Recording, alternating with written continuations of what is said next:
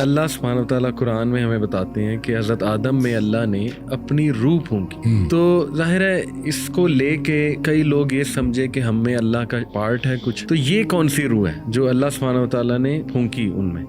یہ وہی تو روح ہے, لیکن یہ اللہ کی روح تو نہیں ہے. نہیں, اللہ کی روح نہیں ہے. اللہ نے انسانوں میں روح پھونکی. دیکھیں جب لیکن من روحی کے الفاظ, من روحی, دیکھیں بات یہ ہے کہ ساری کائنات اللہ کی ہے. صحیح صرف روح کیوں اللہ کی ہے؟ ٹھیک. ہر چیز اللہ کی ہے, ہر چیز اللہ کی. تو اللہ نے ہی ہر چیز بنائی ہے. صحیح. تو اس نے اپنی روح جو ہے وہ پھونک دی. روح اس کی ملکیت میں سے, اس کی کائنات میں سے, اس کی بادشاہت میں سے ایک چیز ہے جو اس نے انسانوں میں پھونک دی. اب ظاہر اس سے انسان اشرف المخلوقات بن گیا.